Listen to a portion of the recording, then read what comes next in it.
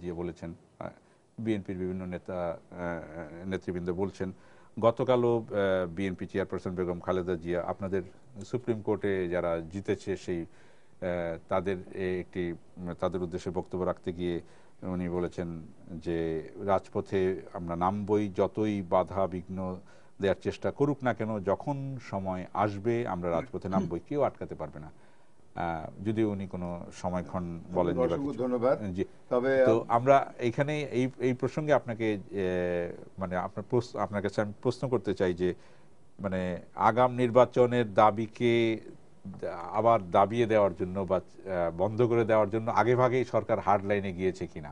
আমি আপনাকে অসংখ্য ধন্যবাদ প্রশ্নটির জন্য। তবে প্রশ্ন করার আগে আমি বিশেষ করে কালকে 17ই মার্চ সামনে রেখে আমি মহান নেতা, আমাদের জাতির জনক বঙ্গবন্ধু শেখ মুজিবুর রহমান, যিনি না হলে হয়তো বাংলাদেশ সৃষ্টি হতো না, তাকে স্মরণ করে আমি কথা বলছি।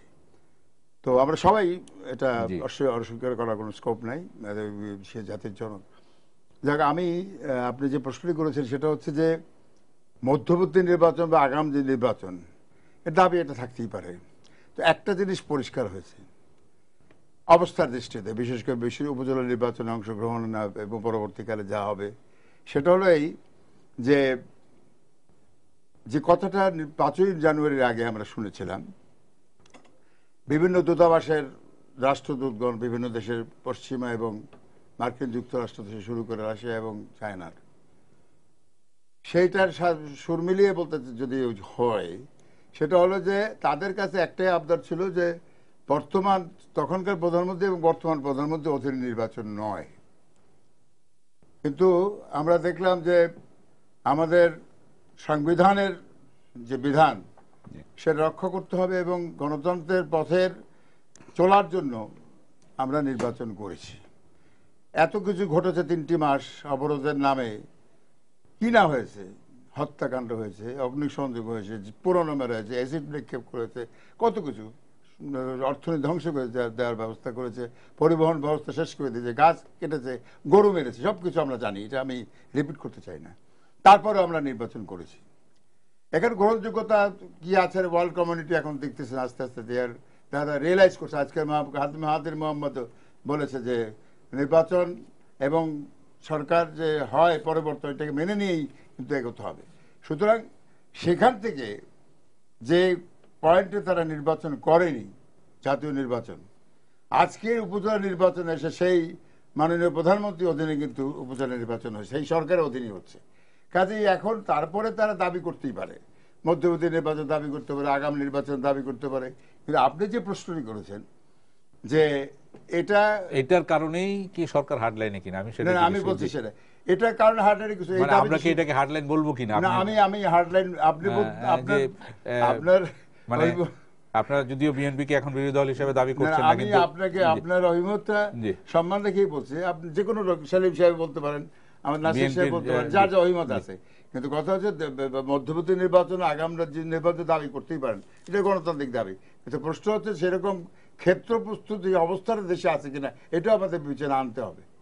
সেই বিবেচনা অর্থাৎ জনদাবি যদি হয়, গণদাবি যদি হয়, সেখানে একটি প্রশ্ন, সেই গণদাবির তো আমি কোনো নমুনা আমরা দেখতে পাচ্ছি, দৃশ্যপট সেরকম নাই।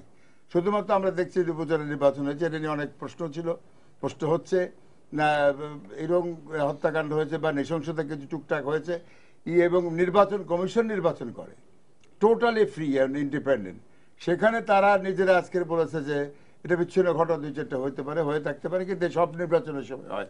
কিন্তু এই নির্বাচন কমিশন চট্টগ্রামে যখন করেছে, কুমিল্লায় করেছে, বিভিন্ন জায়গায় করেছে, সেগুলো আমরা দেখি। সরকারের বর্তমান অবস্থান সম্পর্কে আমাদের সরকারের অবস্থান পরিষ্কার। আমরা নির্বাচন যেভাবে নির্বাচন করার, সেটা নির্বাচন কমিশন নির্বাচন করছে। কিন্তু বিরোধী দলের নেতা কর্মীদের উপরে যে এই যে গ্রেফতার বা যে ধরনের, দেখুন নির্বাচনের সেটা আরেকটি প্রসঙ্গ।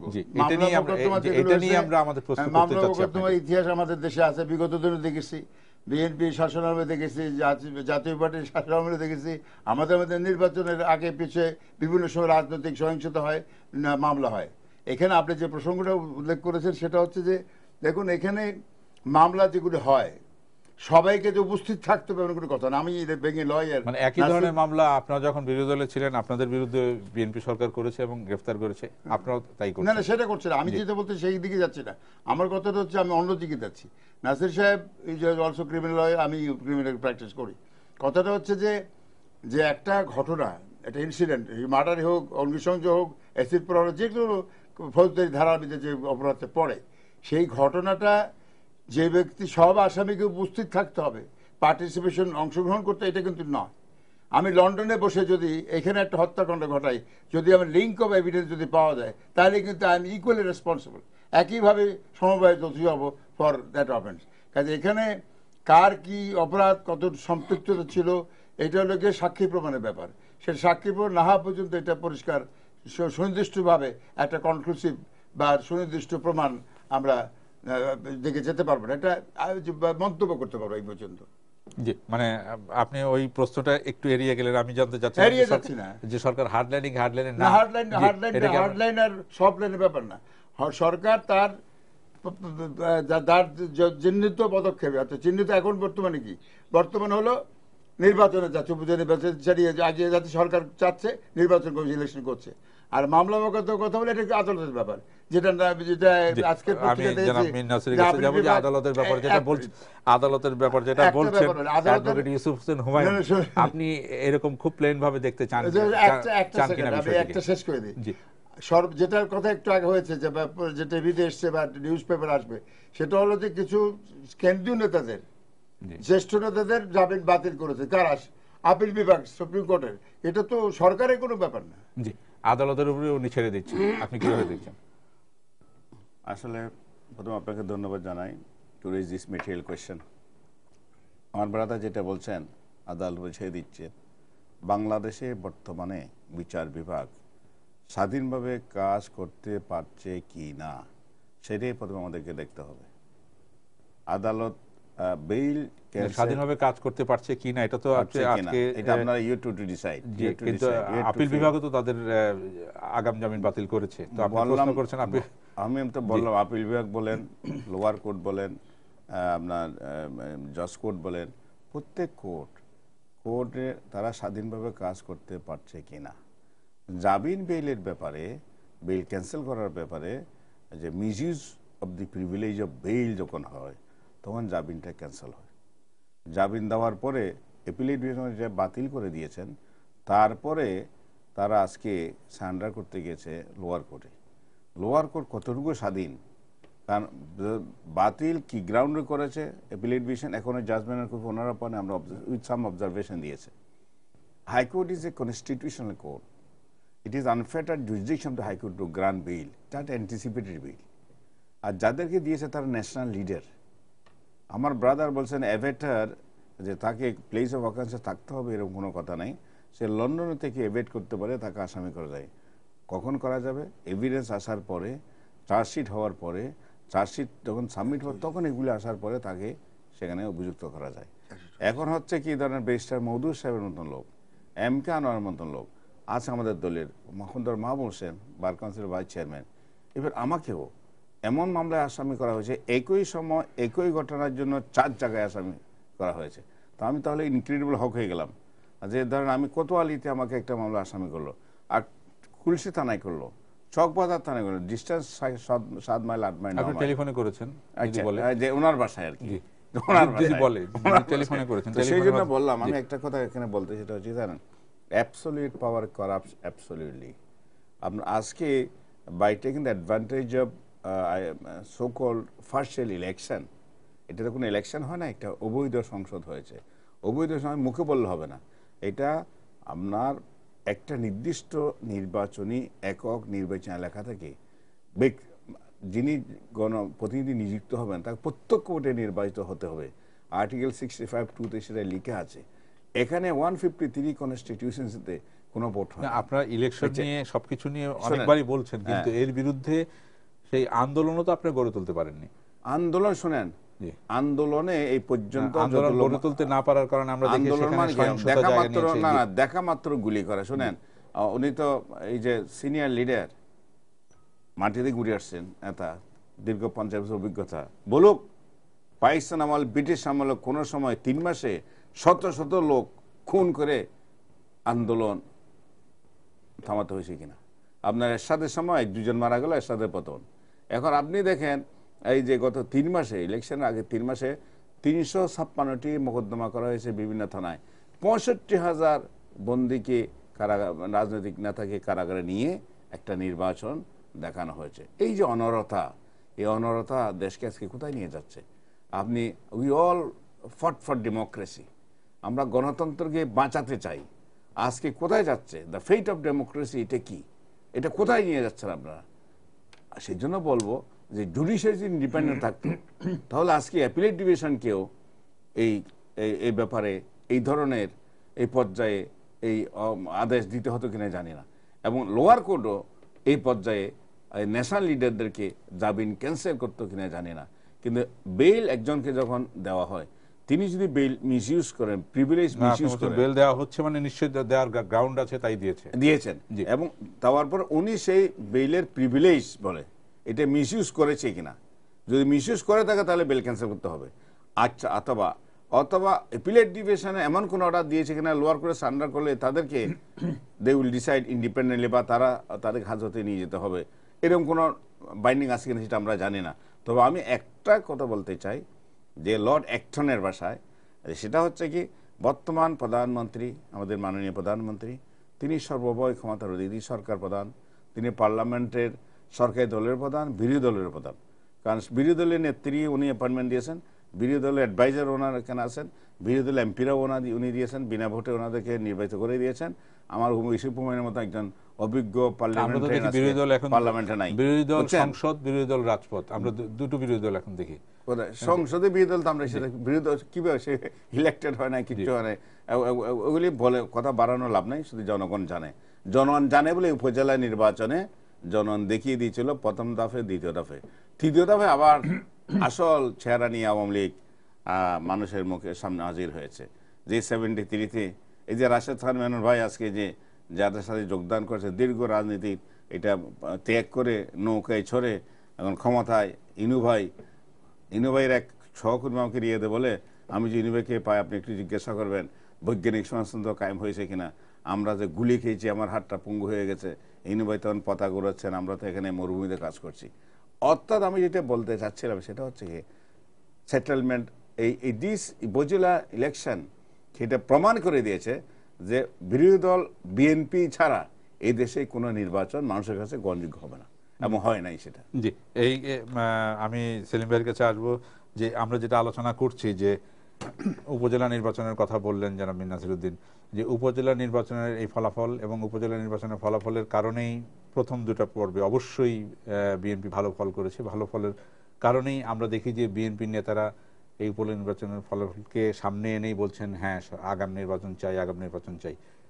আর এই কারণেই সরকারের এই পদক্ষেপ কিনা আপনি কি বলবেন? ধন্যবাদ। আমি শুরুতেই বঙ্গবন্ধুর স্মৃতির প্রতি শ্রদ্ধা নিবেদন করছি, তার জন্মদিনকে সামনে রেখে। আর বাংলাদেশের ক্রিকেট দল আজকে জয়লাভ করেছে, তাদেরকে আমি অভিনন্দন জানাচ্ছি। যে বিষয়টা আমাদের আলোচনা হচ্ছে সেটা আমি একটা সামগ্রিক এবং গভীরতা থেকে একটু বিশ্লেষণ করার পক্ষপাতী। এটা কেবলমাত্র একটা ঘটনা, বেল ক্যান্সেলড হলো কিংবা উপজেলা নির্বাচনে কতটা সহিংসতা হলো, এই জায়গা থেকে দেখলে পরে আমরা এটা আসল তাৎপর্য হয়তো অনুধাবন করতে পারবো না। আমাদের এখানে বুঝতে হবে যে 5ই মার্চ একটা নির্বাচন, এবং যেটাকে সরকারের পক্ষ থেকেই বলা হয়েছিল যেটা হলো নিয়ম রক্ষার 5ই জানুয়ারি নির্বাচন। এটা হলো নিয়ম রক্ষার নির্বাচন, কিন্তু নির্বাচনের পর সরকার আর তা বলছে না, কিন্তু সেই ব্যাকগ্রাউন্ডটা আমাদের মনে রাখা উচিত যে একটা গণতান্ত্রিক ব্যবস্থায় কোন সরকারের পক্ষেই শাসন কাজ পরিচালনার মরাল অথরিটি থাকে না যতক্ষণ পর্যন্ত না তার পেছনে পপুলার সাপোর্ট প্রদর্শিত হয়। এবং এটা কিন্তু ফিজিক্যালি প্রদর্শিত হতে হবে, এবং প্রদর্শিত হওয়ার একটাই মাধ্যম, সেটা হলো নির্বাচন। এবং নির্বাচনে যদি মানুষ ভোট কাস্ট করে তার সমর্থনটা ব্যক্ত না করে তাহলে পরে কিন্তু সেটা এক্সপ্রেসড হলো না, এবং তাহলে পরে কিন্তু একটা দুর্বলতা মৌলিকভাবে সেই সরকারের ভেতরে থেকে যায়। ওর জন্য এই দিক থেকে যদি বিবেচনা করেন তাহলে এই সরকারের পক্ষে জনসমর্থন অভিব্যক্ত না হওয়ায় তার শাসন কাজ পরিচালনার সাস্টেইনেবিলিটি একটা প্রশ্নের সম্মুখীন। সঙ্গে সঙ্গে জনসমর্থন প্রদর্শিত হয়নি, কিন্তু তারপরে তো আমরা দেখছি সরকার না, আমি আসছেই পড়ছি। একইভাবে আপনি বলতে পারেন যে বিএনপি যে আন্দোলনের ধারার ভিতরে সে চলে গেল এবং জামাতের সংসর্গে আসার ফলে আন্দোলনের গণসংগ্রামের ধারাটার তুলনায় সহিংসতার জায়গাটায় তারা স্ট্রেস করে দেশের ভেতরে একটা সিচুয়েশন তৈরি করে তাদের লক্ষ্য অর্জন করার চেষ্টা করেছিল। সেইখানেও কিন্তু একটা কোশ্চেন অফ সাস্টেনেবিলিটি, যে তার অ্যাডিকুয়েট পপুলার সাপোর্ট যদি আন্দোলনের পেছনে না থাকে তাহলে সেই আন্দোলন সাস্টেইনড হতে পারে না। আমাদের দেশের basic problem at the present moment সেইটা এইখানে। আওয়ামী লীগের পক্ষেও শাসন সাস্টেইন করা সম্ভব না, বিএনপির পক্ষেও সেই রকম সরকার উৎখাতের আন্দোলন সাস্টেইন করা সম্ভবপর না। এরকম একটা অবস্থায় দুইটা পসিবল কোর্স আছে, একটা হলো হার্ড লাইন আর একটা হলো সফট লাইন। যদি হার্ড লাইনের পথ অব্যাহত থাকে এবং যার কিছু লক্ষণ আমরা ইতিমধ্যে দেখতে পাচ্ছি, তাহলে পরে জিনিসটা কি দাঁড়াবে? হলো এই, আমার বিশ্লেষণে বিএনপি আরো বেশি জামাতের উপরে নির্ভরশীল হয়ে পড়বে, আর সরকার এই পরিস্থিতি সামাল দেওয়ার জন্য আরো বেশি রিপ্রেসিভ এবং আরো বেশি স্বৈরতান্ত্রিক প্রবণতা সম্পন্ন পুলিশি অ্যাকশন, এই ধরনের প্রবণতার ভেতর দিয়ে তার পাওয়ারটাকে সাস্টেইন করার জন্য চেষ্টা করবে। এই ব্যাকগ্রাউন্ডে যদি আপনি দেখেন যে 5ই জানুয়ারির নির্বাচনের 2 মাসের মাথায় আমাদের উপজেলা নির্বাচন কিন্তু এসে গেল, এবং সেইখানে যেই পুরানো প্রশ্নটা আবার নতুন করে আবির্ভূত হয়েছে, আওয়ামী লীগের জন্য একটা ডেসপারেট কোশ্চেন হলো তাকে ডেমনস্ট্রেট করতে হবে যে উপজেলা নির্বাচনের মাধ্যমে দেখা গেল যে আওয়ামী লীগের পেছনে popular support, majority popular support আছে। আর বিএনপির জন্য একটা ডেসপারেট কোশ্চেন যে তাকে দেখাইতে হবে যে উপজেলা নির্বাচনে আওয়ামী লীগের পেছনে অ্যাডিকুয়েট সাপোর্ট নেই। এবং এইটাকে কেন্দ্র করে কিন্তু আমাদের উপজেলা নির্বাচন একটা সুডো পলিটিক্যাল বা দলীয় একটা চেহারা নিয়ে তার রাজনৈতিক অ্যাসপেক্টটা, এটা কন্টিনিউয়েশন অফ 5 জানুয়ারি ইলেকশনের যে প্রসেস, এইটারই কন্টিনিউয়েশন যদি এই অ্যাঙ্গেল থেকে জিনিসটাকে বিবেচনা করেন। এখন কোশ্চেনটা যে কোথায় বিএনপির সিট আওয়ামী লীগ নিয়ে নিল, আওয়ামী লীগের সিট বিএনপি নিয়ে নিল, তার চেয়ে বড় বিপদ আমি তো দেখছি যে জামাতে ইসলাম জিতে যাচ্ছে এবং প্রচুর পরিমাণে উপজেলা চেয়ারম্যান ইলেকশন কিছু জিতেছে, কিন্তু ভাইস চেয়ারম্যান প্রচুর জিতে গেছে। আমাদের ফিল্ডের রিপোর্ট হচ্ছে বিভিন্ন জায়গায় জামাতের সঙ্গে আসন ভাগ বাটোয়ারা হয়ে গেছে, বিএনপির তো বটেই, এমনকি আওয়ামী লীগেরও, এবং সেইটার ফলে কিন্তু এই সিচুয়েশনটা দাঁড়িয়েছে। কিন্তু সবচেয়ে বিপদজনক যেটা, সেটা আমি বলতে চাই, জামাতের এই ধরনের শক্তি বৃদ্ধিটা যেমন একটা বিপদ, আরেকটা বড় বিপদ হলো যে নির্বাচন একটা প্রতিষ্ঠান হিসেবে বিশ্বাসযোগ্যতাটা হারিয়ে ফেলছে। যেটা হয়েছিল জিয়াউর রহমানের সময়, যেটা হয়েছিল এরশাদ সাহেবের সময়, নির্বাচনকে একটা প্রহসনে পরিণত করা হয়েছিল।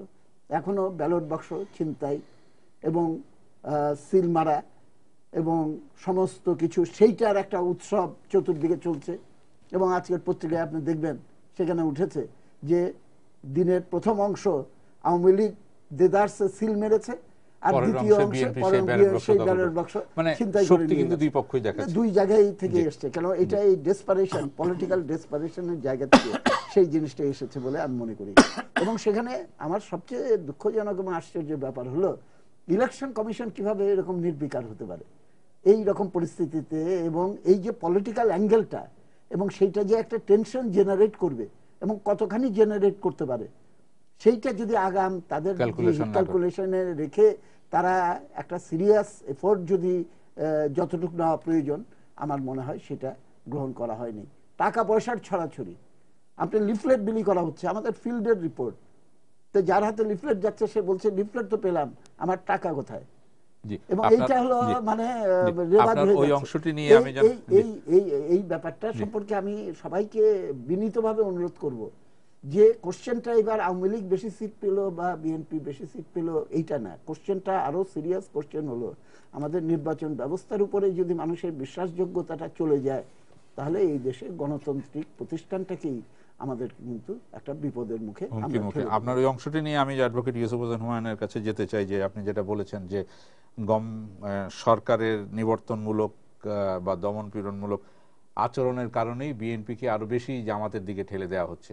আমি এই বিষয়টি আপনার সেলিম সাহেব ব্যক্তিগত উপলব্ধি থেকে বলেছেন।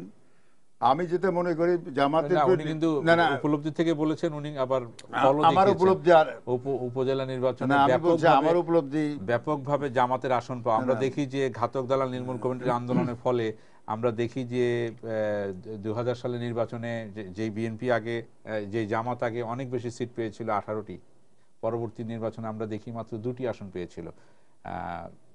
তো আমার আমি যেটা সেলিম সাহেব যে তার উপলব্ধির থেকে যেটা বলেছেন তার মন্তব্য আমি শুনেছি।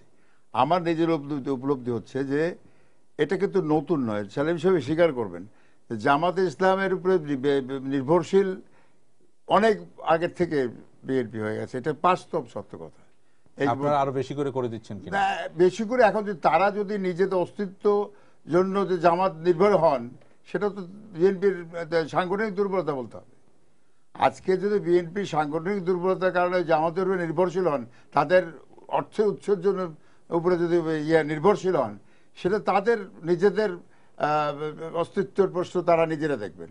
আমি যেটা মনে করি সেটা হচ্ছে যে আপনি যেটা বললেন যে উপজেলা নির্বাচনের ব্যাপারে, সেখানে প্রথম first phase, second phase, third phase সামনে আরও আছে। এখানে উপজেলা নির্বাচন এবং জাতীয় নির্বাচন যদি আমি গুলিয়ে ফেলি তাহলে কিন্তু একটা বিভ্রান্তি হবে। আমি যেটা ব্যক্তিগতভাবে মনে করি সেটা হচ্ছে যে জাতীয় 5 জানুয়ারি বাদ দেন, সেটা নিয়ম রক্ষার নির্বাচন করেছে। আমরা বলেছি যে সংবিধান সমুন্নত রাখার জন্য, সংবিধানের ধারাবাহিকা রক্ষার জন্য আমাদের সংসদ নিয়ে দশম নিয়ে এখন কথা বলা যাবে না, একাদশ নিয়ে কথা বলা হবে। যদি ইলেকশনের পরে সে কথা থেকে এখন আওয়ামী লীগ সরে এসেছে, সেই ধারাবাহিক আমি সেখানে বলছি। কিন্তু উপজেলা নির্বাচন যেটা এখন হচ্ছে সেটা কিন্তু জাতীয় নির্বাচন চেহারার ইস্যু, সেই ইস্যু কিন্তু এখানে নাই। এখানে 3-4টে জিনিস প্লে করে, মানে মূলত প্রথম হচ্ছে যে ব্যক্তি নির্বাচন করেন, সে যে দলের হোক না কেন, তার ব্যক্তিগত পরিচিতি, তার ব্যক্তি প্রতিপত্তি, ক্ষমতা এবং আত্মীয় স্বজন বলেন, এরিয়া যেখানে ছোট্ট জায়গা সেখানে তার পারিবারিক পরিস্থিতি কি এবং তার সামাজিক অবস্থান কি, অল দিস থিংস টুগেদার কিন্তু সর্বোপরি বিচার বিশ্লেষ হয়। পলিটিক্সের থেকে আগে আসে ওইটা, তা ব্যক্তিগত যে ব্যাপারটা বললাম, পারিবারিক বলেন, অর্থনৈতিক বলেন, সামাজিক বলেন, সবকিছু কিন্তু আসে। তারপরে আসে দল।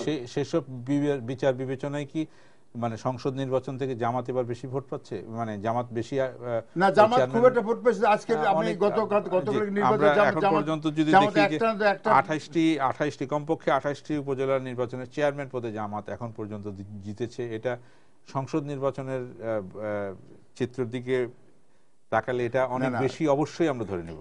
জামায়াতে ইসলাম 27টা জিতেছে, 28টা জেতাটি এটা লেগে পট্টপটিকা বা বিশ্লেষণমূলক যে এসছে সেটা। আমি বলতেছি সাংগঠনিক শক্তির কথা বলছেন যেটা আপনি, জামাত সমর্থিত লোকটি কিন্তু জামাত হিসেবে আসেনি, মূলত ব্যক্তি, যেটা আমি একটু আগে বলেছি, ব্যক্তির ভাবমূর্তি, ব্যক্তির প্রতিপত্তি, সামাজিক পরিস্থিতি, পারিবারিক পরিস্থিতি, অল দিস টুগেদার যদি নেন, তাহলে এবার সেখানে যদি কোনো ব্যক্তি যে কোনো কারণে হোক, তার তো অর্থনীতির কারণে হোক, যেভাবে হোক সে হয়ে গেছে, কিন্তু তারপরে আসবে জামাতের কথাটা। জাতীয় ভিত্তিক কিন্তু সেটা নয়।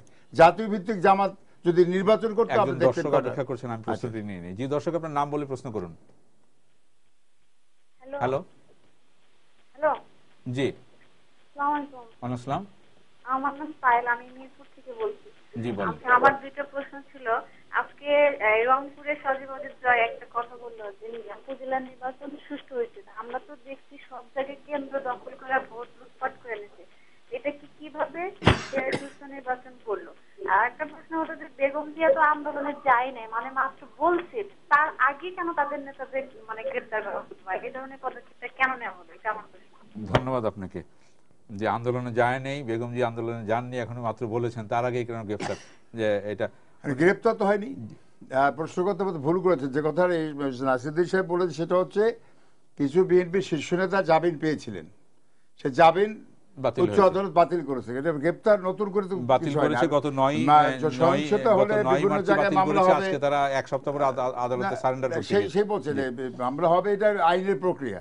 মামলা হবে, সহিংসতা হলে, গন্ডগোল হলে মামলা হয়। মামলা বিগত দিনে হয়েছে, এখনো হয়েছে, আগামীতে হবে।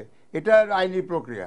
কাজে এখানে আপনি বেগম জিয়া আন্দোলনে ডাক দিয়েছেন কতবার? একবার তো 5ই মে তো বলেছিলেন যে আগামী 24 ঘন্টা 48 ঘন্টার ভিতরে দেশ ধ্বংস হয়ে যাবে, শেষ হয়ে যাবে।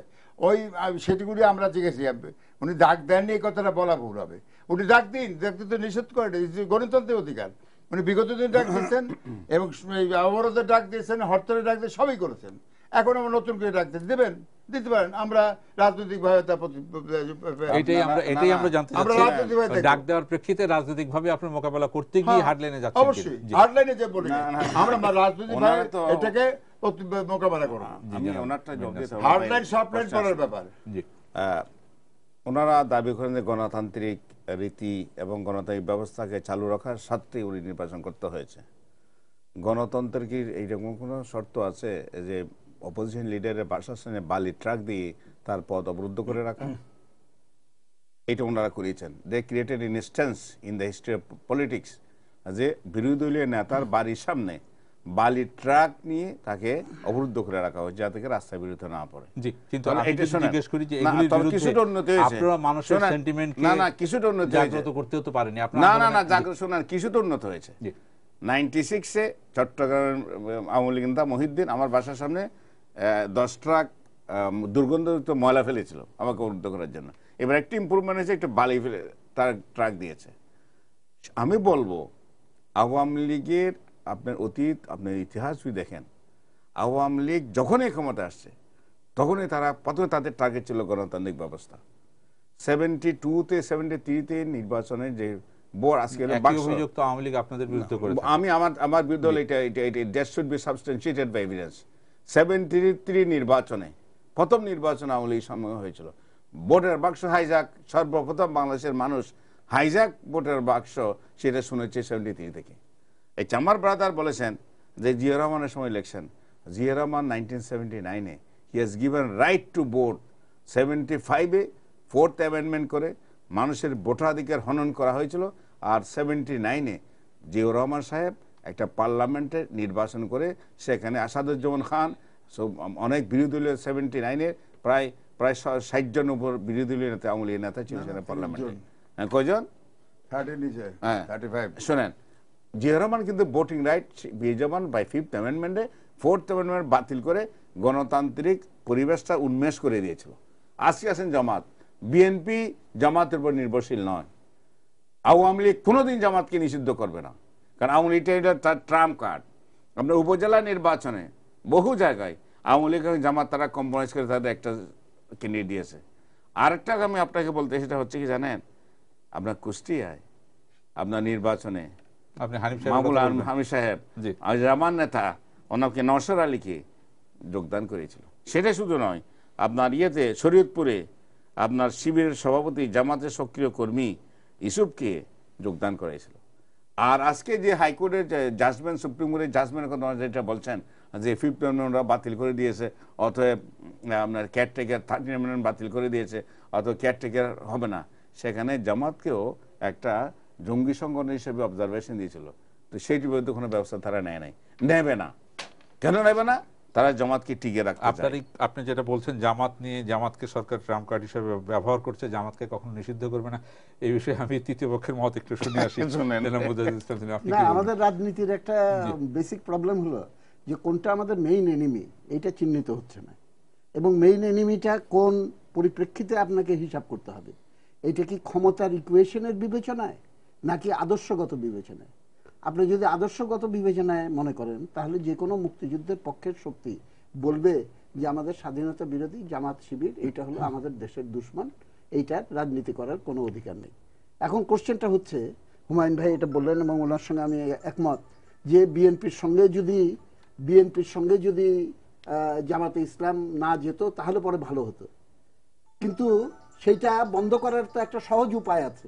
সহজ উপায়টা হলো যে জামাতে ইসলামকে নিষিদ্ধ করে দেখ, সঙ্গে একটা আইন প্রণয়ন করুক যে নিষিদ্ধ দলের সঙ্গে কেউ যদি সম্পর্ক রাখে তাহলে সেটার নিবন্ধনও বাতিল হয়ে যাবে। তাহলে পরে কিন্তু ওনাসটা আমরা বিএনপির উপরে ছেড়ে দিতে পারি যে it will be forced two abandon it's alliance with জামাতে ইসলাম। তাহলে পরে এই রকম পদক্ষেপ কেন নেওয়া হচ্ছে না? আরেকটা প্রসঙ্গ এখানে এসছে, সেটা আমি একটুখানি বলতে চাই। সেটা হলো যে সেটা হলো আমি অত আইনের ব্যাপার স্যাপার বুঝি না, কিন্তু অ্যান্টিসিপেটরি বেইল দিয়েছিল হাইকোর্ট। তারা হাইকোর্টের এই জাজমেন্টের ব্যাপারে অ্যাপিল করাও যায়, নাও করা যায়, and that depends upon the intent of the Attorney General and who That is the government. that is the government. That is the government. সুতরাং গভর্নমেন্টের এমন কি কম্পালশন আসলো যে অন্যান্য ক্ষেত্রে যখন হাইকোর্ট অ্যান্টিসিপেটরি বেল দেয় তখন সাধারণত আমরা তো দেখি যে গভর্নমেন্ট আবার সুপ্রিম কোর্টে অ্যাপিল করে নাও করতে পারে, অধিকাংশ ক্ষেত্রে করে না।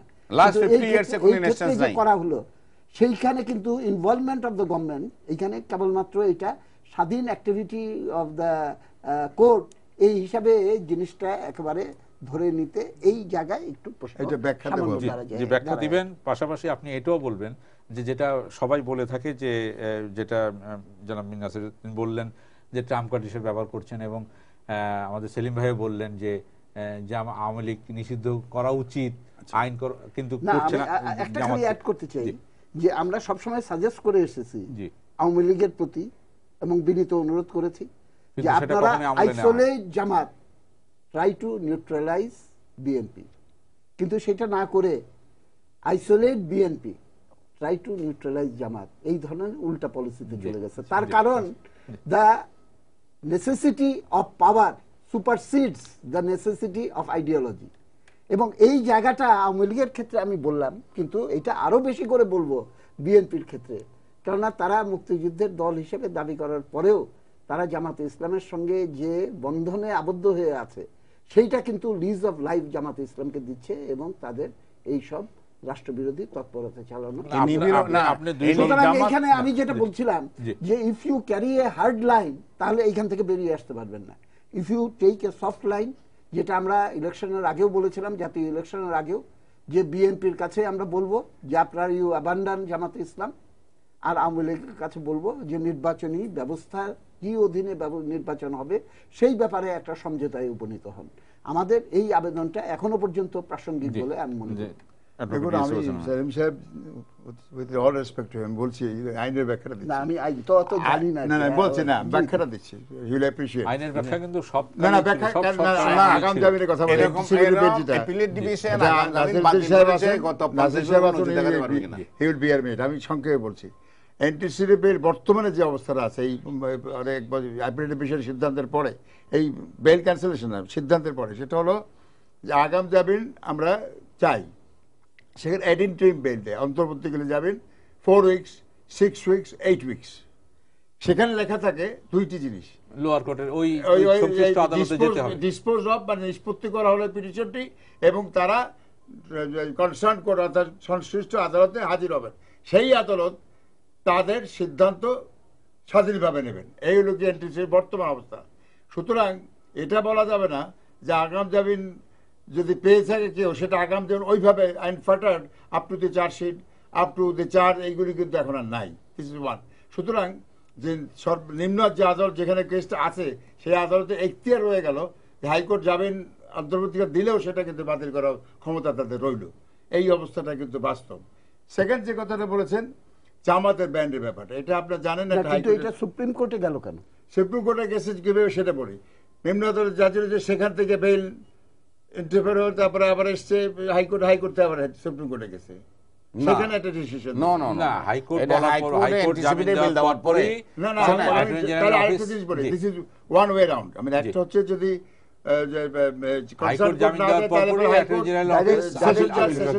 হাইকোর্ট, তারপরে আর এখানে যেটা চেম্বার জজে, এটা যদি কোনো আগাম জামিন দেয় সেটা চেম্বার জজ আপিল বিভাগে, সেখানে এটা আপত্তি উপস্থাপন করার ব্যবস্থা আছে জামিনের বিরুদ্ধে। সেখানে কিন্তু চেম্বার জজ হয় স্টে করে দেবেন অর্ডারটা, অথবা এটা ফুল কোর্টে পাঠিয়ে দেবেন। That is the system.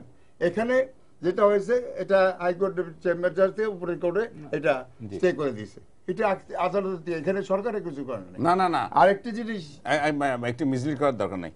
Unless the government tax interest, what prompted the attorney general, উনি গভর্নমেন্ট না কি ইন্টারেস্ট সেটা নিয়ে what prompted the attorney, আপনি লাস্ট 50 ইয়ার্স এ এরকম কোন ইনস্ট্যান্স দেখাতে পারবেন সেটা নিয়ে গ্রান্টেড বাই দ্য হাইকোর্ট? এইটা বলেন না, এটা বহু ঘটনা ঘটেছে।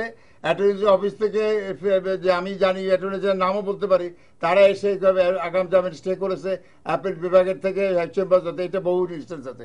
এটা নিয়ে বিতর্ক করে লাভ নেই, বাস্তবতা this is the attorney general office will decide করে। এখন কার ইনস্ট্রাকশন করছে attorney general will speak it out, কেন করছে এটা কোর্টে বলবে। যে আরেকটি কথা যেটা জামাতের কথা, ব্যানি কথা যেটা বলছেন, সেখানে একটি টেকনিক্যাল ডিফিকাল্টি বলো, টেকনিক্যালিটি আছে, সেটা হচ্ছে যে হাইকোর্টে একটা জাজমেন্ট হয়েছে, সে জাজমেন্ট হয়েছে জামাত এটা নিষিদ্ধ করার ব্যাপারে, নিষিদ্ধ না, এটা নিবন্ধন, বন্ধ করার, নিবন্ধন এক জিনিস আর নিষিদ্ধ তার এক জিনিস।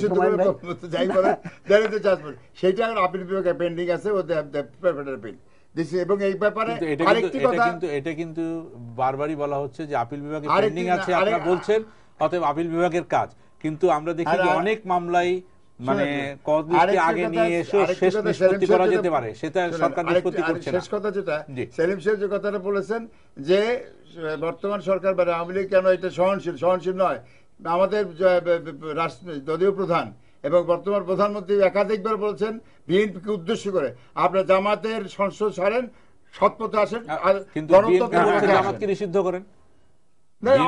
বিএনপি তখন পাল্টা বলছে জামাতকে নিষিদ্ধ করেন। নিষিদ্ধ করার পর আমি তো বললাম যে there is a judgment, একটা ডিসিশনে পড়ে উইল টেক ডিসিশন। বাবা বিএনপি জামাতের সাথে আসতেছে, যেরকম আমি বলি রাষ্ট্রীয় ধর্ম ইসলাম যেটা ব্যাপার 96 আপনারা প্রথমত জামাতের সাথে আপনাকে অষ্টম সংশোধনী রাষ্ট্রীয় ধর্ম ইসলাম করা হয়েছিল, তাই তো এসেছে, সেটার উপরে একটা পার্ট অফ দি ওই যে ইসলাম ধর্ম করা, সেটা কিন্তু অ্যাপিলেট ডিভিশনে পেন্ডিং আছে এখনো, সেটা কিন্তু সেটা ডিসিশন এখন হয়নি। এইভাবেই বলতে চাচ্ছি যে জামাতের ব্যাপারটা কিন্তু একটা পার্ট অ্যাপিলেট ডিভিশনে পেন্ডিং আছে। আর যেটা সেলিম সাহেব বলছেন একটু ছন্দের পত্র ইয়ে বাক্য চয়নের ব্যাপার আছে, কিন্তু বাস্তবতা এটা যে সেখানে হাইকোর্ট ডিভিশন যেটা ছিল জামাতের একটা সন্ত্রাসী দল, এটা এটা এদের উঠে রিকমেন্ডেশন এবং জাজমেন্টের অবজারভেশন আছে, এটা থাকতে পারে না। দিব ওনাকে আগে দিয়ে তারপর আপনাকে দিয়ে শেষ করব। জি, আপনি যেটা বলতে চাচ্ছিলেন। আমি যেটা বলতে চাচ্ছিলাম যে নিম্ন আদালত কতটুকু স্বাধীন, আপনি তো নিম্ন আদালতের কথা বলেছেন, আপনি কিন্তু আপিল বিভাগের কথা বলেছেন। আমি টোটাল জুডিশিয়ারি সম্পর্কে বলছি যে বাংলাদেশের বিচার বিভাগ কতটুকু স্বাধীনভাবে কাজ করতে পারছে, সেটা আজকে দেখার বিষয়। কারণ 4th অ্যামেন্ডমেন্ট করে আওয়ামী লীগের ক্যারেক্টারটা কি, 4th অ্যামেন্ডমেন্ট করে posting, appointment, everything lies with the প্রেসিডেন্টকে দিয়ে দিয়েছিল। আর জিয়াউর রহমান সাহেব ক্ষমতায় সুপ্রিম জুডিশিয়াল কাউন্সিল করে সে ক্ষমতাটা নিয়ে এসে চিফ জাস্টিসের নেতৃত্বে 3 জন একটা কমিটি করে পোস্টিং ওগুলি সেগুলি সব এদের হাতে দিয়েছিল। এখন কি হচ্ছে, এখন নিম্ন আদালতের এই ম্যাজিস্ট্রেট বলেন, জুডিশিয়াল ম্যাজিস্ট্রেট এদের ট্রান্সফার, পোস্টিং, ভালো জায়গায় দেওয়ানো সব নির্ভর করছে খারাপ। আপনি বলেন যদি বলে হাইকোর্টে করে, আদৌ কে হাইকোর্টে করে, এগুলি জিও অর্ডার কে ইস্যু করে, কার নাম ইস্যু হয়, কে রিকমেন্ডেশন পাঠায়, আপনি everything president has got no power to sign unless it is processed to the preempts office, unless it is processed to the law and parliamentary affairs office. This is the factum of life. আমি সেটা বলতে চাচ্ছি। আমার বক্তব্য হলো এইটা যে আর কত আপনারা জোর করে একটা তামাশা নির্বাচন করিয়ে যাতে কি আর কোথায় ঠেলে দিতে চাচ্ছেন, গণতন্ত্রকে কোথায় নির্বাচন দিচ্ছেন। গণতন্ত্র তো এখন আজকে থমকির মুখে হয়ে যাচ্ছে। শুধু গণতন্ত্র না, দেশের স্বাধীনতা, সার্বভৌমত্ব, মানুষ, অর্থনীতি সব আজকে হুমকির মুখে। কেন ভয় কিসের? আপনি কি একই মত?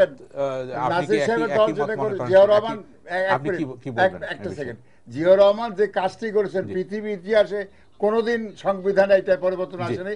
বঙ্গবন্ধু হত্যা মামলা, হত্যা বিচার বন্ধ করেছে। আমি মনে করি দেশ একটা গভীর সংকটের ভিতরে আছে। আমাদের দেশের রাজনৈতিক ব্যবস্থায় গণতন্ত্র টিকবে কি টিকবে না সেই ব্যাপারে অনিশ্চয়তা এখনো পর্যন্ত দূর হয়নি, এবং অনিশ্চয়তা সৃষ্টি করার জন্য বিএনপি যেমন দায়ী, আওয়ামী লীগও সেইভাবে দায়ী। এই দুইটা দল যেভাবে তাদের নীতি পরিচালনা করছে এবং অতীতে যারা তারা দেশ পরিচালনা করেছে, বর্তমানে করছে, সেইটা আমাদের দেশের মৌলিক শত্রুপক্ষকে কতগুলো সুযোগ করে দিচ্ছে। এবং এই ক্ষেত্রে যে প্রশ্নটা হুমায়ুন ভাই বললেন ওইটা আমি ক্লিয়ার করতে চাই যে কোর্টে যেটা বিচারাধীন সেটা হলো ইলেকশন কমিশনে জামাতে ইসলামের নিবন্ধন বাতিল করে যেই সিদ্ধান্ত ইলেকশন কমিশন করেছিল, সেই নিবন্ধন বাতিলের সিদ্ধান্তের ব্যাপারে জামাতে ইসলাম একটা আপিল করে বসে আছে। কিন্তু নিবন্ধন বাতিল করা এক জিনিস, নিবন্ধন বাতিল হলে কিন্তু দল বাতিল হয় না। একটা দল নিষিদ্ধ হওয়া হলো সম্পূর্ণ ডিফারেন্ট জিনিস। একটা অনিবন্ধিত দলও কিন্তু লিগ্যাল দল হিসেবে কাজ করতে পারে। ওর জন্য নিষিদ্ধ করার ব্যাপারটা আসছে আমাদের ট্রাইব্যুনালের একাধিক জাজমেন্টে বলা হয়েছে যে জামাতে ইসলাম কোনো রাজনৈতিক দল নয়, এটা একটা সন্ত্রাসী সংগঠন। আরেকটা প্রসঙ্গ আমি বলতে চাই, রাষ্ট্রধর্ম ইসলাম সম্পর্কে একটা কিন্তু মামলা, সরকার তো বারবারই সেই আদালতের কথাই বলছে, যেটা আজকে না এটা কারেক্ট না, এটা মানুষকে কনফিউজ করছে, এটা মানুষকে কনফিউজ করার জন্য এটা করা হচ্ছে। নিবন্ধন এবং নিষিদ্ধকরণ দুইটা ভিন্ন জিনিস, এই কথাটা পরিষ্কার হলে পরেই কিন্তু এই কনফিউশন থাকে না। সেকেন্ড আমি বলতে চাই, রাষ্ট্রধর্ম ইসলামের ব্যাপারটা কিন্তু আমাদের কোর্টের জাজমেন্টের অধীনে এটা বাতিল হয়ে গেছিল। ফিফথ অ্যামেন্ডমেন্ট সম্পর্কে যে জাজমেন্ট কোর্টের পক্ষ থেকে দেওয়া হয়, সেখানে prior to fifth amendment the constitution was revived except for 2-3টা কন্ডোনমেন্টের একটা ধারা সেখানে রাখা ছাড়া। বাই দ্যাট জাজমেন্ট অটোমেটিক্যালি কিন্তু রাষ্ট্রধর্ম ইসলাম বাতিল হয়ে যায়। কিন্তু আননেসেসারিলি, আমার বিবেচনায় আননেসেসারিলি আমাদের পার্লামেন্ট 15th অ্যামেন্ডমেন্টের পদক্ষেপের ভেতরে চলে গেল, এবং 15th অ্যামেন্ডমেন্ট করতে গিয়ে ম্যাটার্স কনসার্নড উইথ 5th অ্যামেন্ডমেন্টের সঙ্গে matters connected with the 13th amendment or 8th amendment, সেইটা মানে তত্ত্বাবধায়ক সরকারের বিষয়টা আননেসেসারিলি যুক্ত করে দিল। যুক্ত করে দেওয়ার ফলে আপনি কিন্তু আমরা এই নিয়ে এরপরে আমাদের এই রাজনৈতিক বিতর্ক চলছেই, এটা নিয়ে চলবে, এবং এটা নিয়ে রাজনৈতিক বিতর্ক আরো হয়তো হবে। বেরিয়ে আসার একটাই উপায়, যদি একটা সমঝোতার ধারায় আজকে এই দুইটা বড় দল তারা যদি অগ্রসর হয়, কিন্তু সেটার সম্ভাবনা আমি খুবই ক্ষীণ হিসেবে দেখছি। আমরা হয়তো আলোচনা নিয়ে আরো করব। আপনাদের তিনজনকে ধন্যবাদ আজকে আমাদের এখানে আসে আলোচনা করার জন্য। সুপ্রিয় দর্শক, আপনারা যারা এতক্ষণ আমাদের সঙ্গে ছিলেন, আপনাদেরকে ধন্যবাদ জানিয়ে আজকের মতো এখানে শেষ করছি। শুভরাত্রি।